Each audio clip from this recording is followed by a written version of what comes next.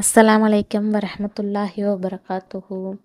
நல்ல அமல்கள் செய்யறவங்க கூட நரகத்திற்கு போவாங்க அப்படின்னு ரசூலுல்லாஹ் எச்சரிக்கை செஞ்சுருக்கிறாங்க. இதை பற்றி நம்ம தெரிஞ்சுக்கலாம். அல்லாஹுவிற்கும் அவனது அடியானுக்கும் மத்தியிலான தொடர்பில் இபாதத் அப்படின்னு சொல்லப்படுற அமல்கள் தான் முக்கிய பங்கு வகிக்குது. இந்த அமல்களை எந்த எண்ணத்துடன் செய்யணும்னு நம்ம மார்க்கத்தில் சொல்லப்பட்டிருக்குது. நம்ம மனசில் ஏற்படுற எண்ணங்கள் அப்புறம் உணர்வுகளில் தவறு ஏதாவது ஏற்பட்டுச்சு அப்படின்னா அதனுடைய காரணமாக கூட அமல்கள் ஏற்றுக்கொள்ளாமல் போயிடும். அதனாலேயே நரகத்திற்கு போகக்கூடிய சூழல் ஏற்பட்டுரும் அப்படின்னு ரசூலுல்லாஹ் எச்சரிக்கை செஞ்சுருக்கிறாங்க. மேலும் ரசூலுல்லாஹ் சொல்கிறாங்க, மறுமை நாளையில் 3 நபர்களை அல்லாஹுவின் சமூகத்தில் அவங்க செஞ்ச நல்ல அமல்களுடன் சமர்ப்பிக்கப்படும் அப்படின்னு ரசூலுல்லாஹ் சொல்கிறாங்க. அதில் முதலாவதாக அழகாக குர்ஆனை ஓதுபவர், இரண்டாவதாக இறை வழியில் அதிகமான தான தர்மங்கள் செஞ்சவர், மூன்றாவதாக அல்லாஹுவின் பாதையில் தன் உயிரையே அர்ப்பணித்தவர். இந்த குர்ஆனை அழகாக ஓதுவது, தான தர்மங்கள் செய்வது, உயிர் தியாகம் பண்ணுறது, இது எல்லாமே நல்ல அமல்கள் தான்.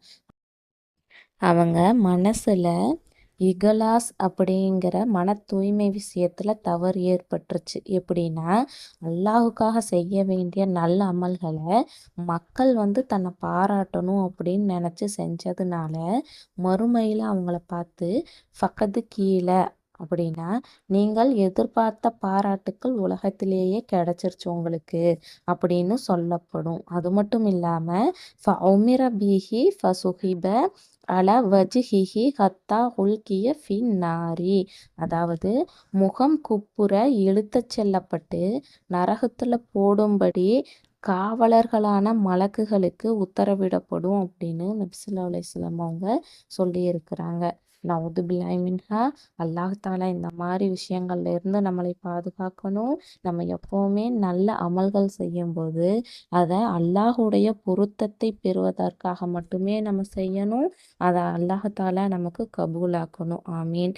நம்ம போடுற பதிவுகளை நிறையா பேர் பார்க்குறீங்க, அல்ஹம்துலில்லாஹ். அது கூட கொஞ்சம் சப்ஸ்கிரைபும் பண்ணுங்கள். இந்த பதிவு உங்களுக்கு பயனுள்ளதாக இருக்கும் அப்படின்னு நம்புகிறேன். இன்ஷா அல்லாஹ் இது போல் பயனுள்ள செய்திகளை தொடர்ந்து நம்ம தெரிஞ்சுக்கலாம். நம்ம சேனலை சப்ஸ்கிரைப் பண்ணுங்கள், ஷேர் பண்ணுங்கள், கமெண்ட் பண்ணுங்கள், லைக் பண்ணுங்கள். அஸ்ஸலாமு அலைக்கும் வரஹ்மத்துல்லாஹி வபரகாத்துஹு.